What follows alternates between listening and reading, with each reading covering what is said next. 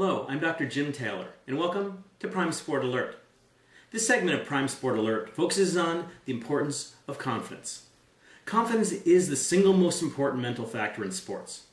Confidence is also the mental area that is ripe for change, and I'll not only be offering you insights into how confidence impacts your sports performance, but also many practical tools for developing confidence. I define confidence as how strongly you believe in your ability to achieve your athletic goals. Confidence is so important because you may have all the ability in the world to perform well, but if you don't believe in that ability, you won't use that ability. For example, a gymnast may be physically and technically capable of executing a back somersault with a full twist on the floor exercise, but he won't attempt the skill in a meet if he doesn't have the confidence that he can successfully execute the skill. Too often athletes are their own worst enemy rather than their best allies. When you compete, whose side are you on? Remember that opponents are against you and want to beat you badly. If you are also against you, you don't have a chance of performing your best and finding success. Prime confidence is a deep, lasting, and resilient belief in your ability. With prime confidence, you're able to stay confident even when you're not performing well. Prime confidence keeps you positive, motivated, intense, focused, and emotionally in control when you need to be most. You're not negative and uncertain in difficult competitions, and you're not overconfident in easy competitions. Prime confidence also encourages you to seek out pressure situations and to view difficult conditions and tough opponents as challenges to pursue. Prime confidence enables you to perform at your highest level consistently. Prime confidence is the belief that if you do the right things, you will be successful. Prime confidence also demonstrates faith in your ability and your preparations. It should not, however, cause you to expect success. This belief can lead to arrogance and overconfidence. It can also cause you to become too focused on winning rather than just on the process of performing your best. This perception can lead to self-imposed pressure and a fear of failure. To illustrate another influence of confidence, think back to a time when you didn't have confidence in yourself.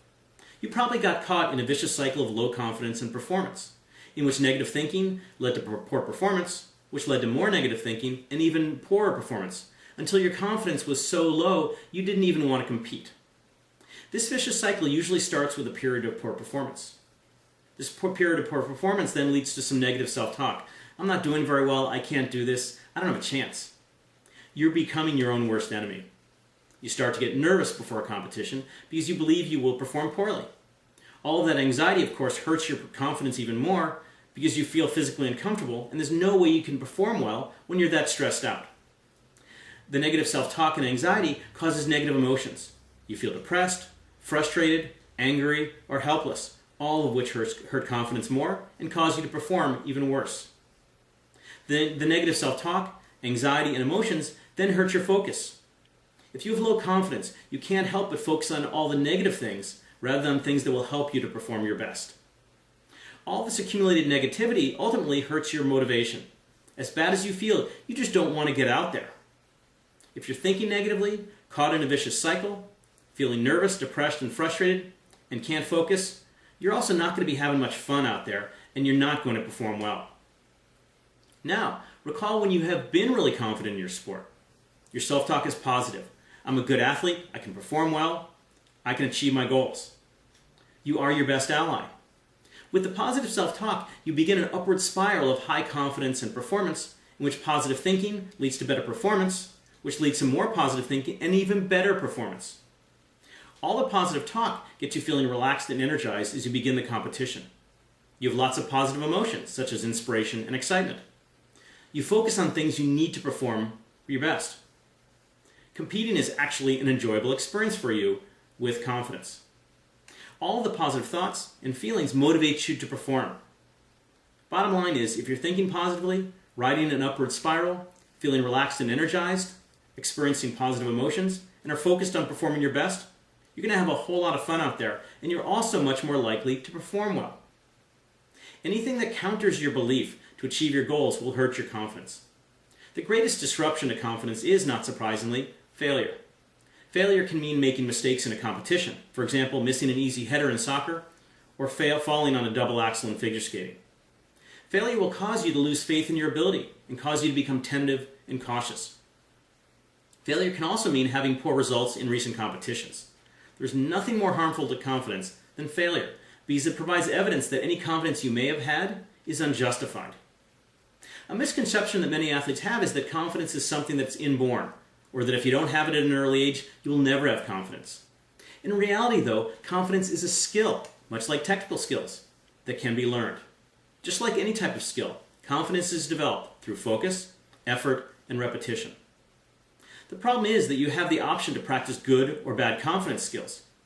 If you're very negative all the time, you're practicing and ingraining those negative confidence skills. So when you compete, just like a bad technical skill that you practice a lot, that negativity is what will come out and will hurt your performance. In other words, you became highly skilled at something that actually hurts your sports performance. If you have a bad technical habit, for example, a softball player opens her shoulders too early when swinging, she probably has swung that bat that way for a very long time. She's become skilled at swinging the bat the wrong way. The same holds true for confidence. You can become skilled at being negative. To change your bad confidence skills, you must retrain the way you think.